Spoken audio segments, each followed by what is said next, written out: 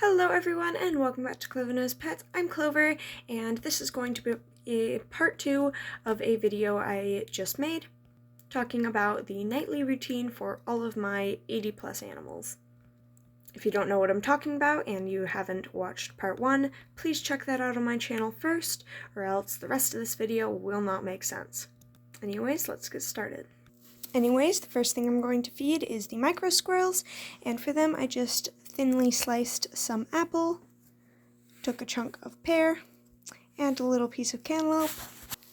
Just gonna set all of this in their bowl.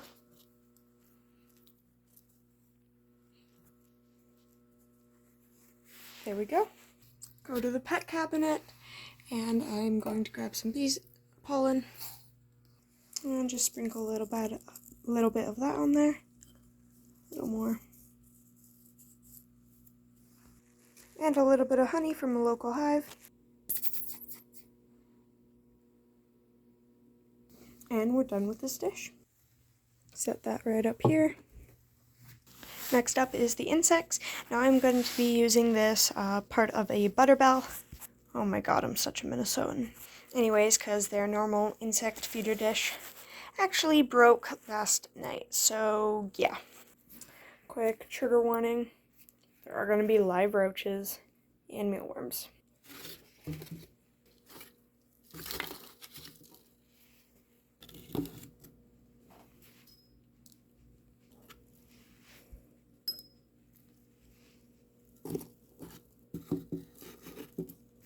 There we go.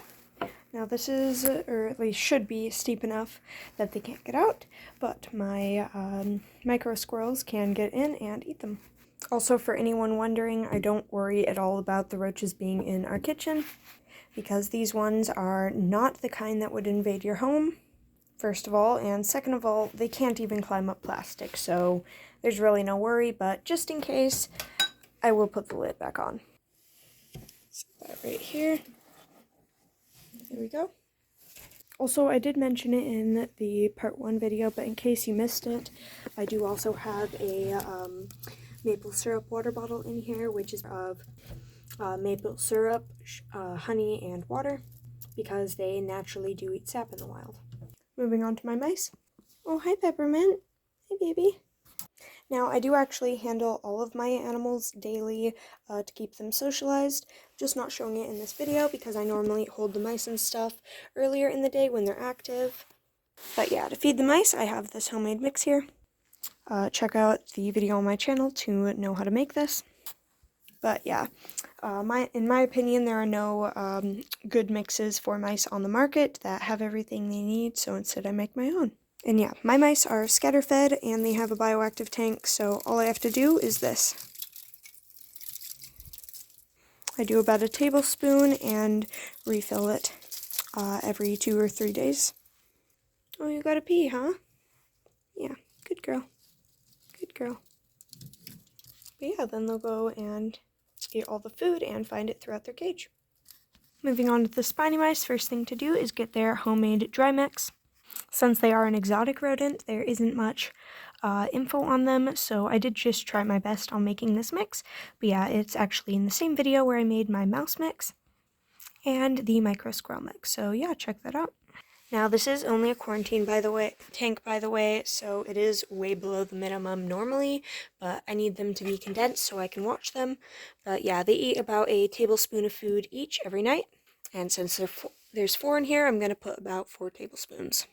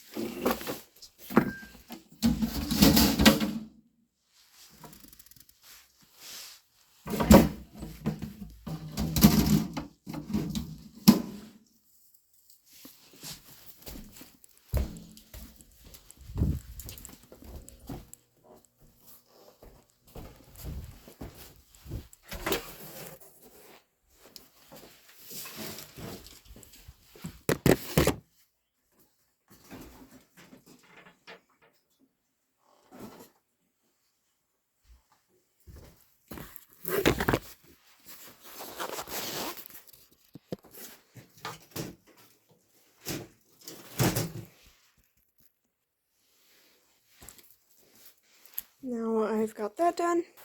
Now the most injured spiny, as in the one in the separate tank, does not get live insects, but instead freshly killed insects, which I hand feed, and that was done earlier today when she was out and active, so I'm not going to be showing her, but for the others, they all get live insects. Yeah, just going to get some dubia roaches, possibly some mealworms, basically the same thing I did for the micro squirrels, but larger scale. But yeah, I'm going to put 4 dubias and 2 mealworms in here, and then 2 dubias and 1 mealworm in here. There we go, and there we go. Oops, that's supposed to go in there.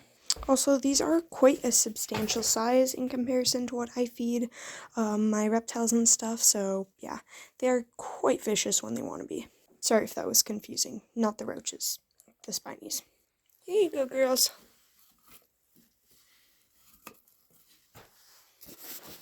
Wait for them to see it. Starting to hear them and smell them out.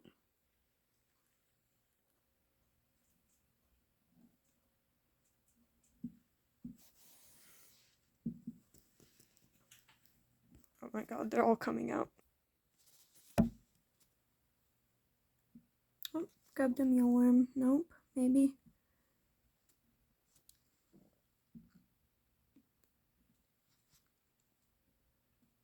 Oh, starting to see them.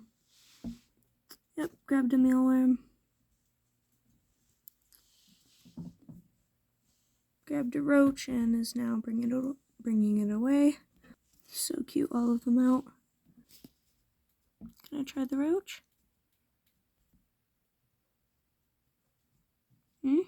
Oh, whoa. Big one. Got another mealworm.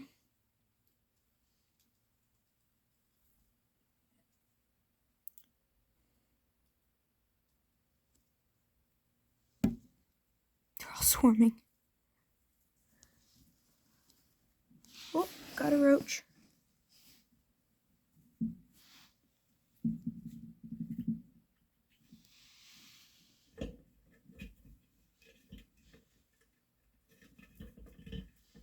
Oh my god. This is what I'm talking about.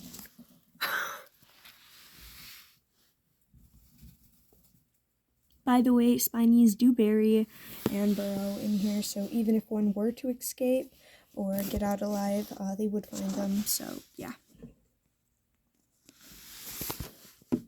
Over there eating them, still fighting about them. Oh, you're fighting. Yeah, I do leave enough for anybody and more. I normally have anywhere from 5 to 8 insects in there, and there's only 4 spinies in here, so hopefully everybody gets some. But yeah. Oh my god, they're so mean to each other. And just like that, the bowl is empty. So quick. Now they're all under there eating. Now let's give these 2 stick. Alright, put them in her cage, and yeah. Since I showed the other ones eating, I'm not going to show her eating, but yeah. Also, I know I've barely shown her in the video, so I figured I might as well at least show something. She's a little camera shy, so yeah. But she is in here. She is real. She is alive. I promise.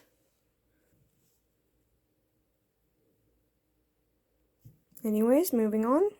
Now the hamster named Willow is a rescue through In a Pinch, and is still in rehab and has an eye infection, a injured leg, and multiple wounds from fighting with other hamsters in her previous home. So she's still being fed in a bowl.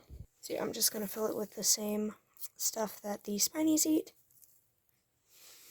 Also, if you're wondering, that is just beet powder and tomato powder in the bottom of there, so not blood or anything gross. Well, unless you consider dried insects gross. Anyways, moving on to water dishes, which is the next thing that I need to fill up. See part 3 to watch me do that and continue the video.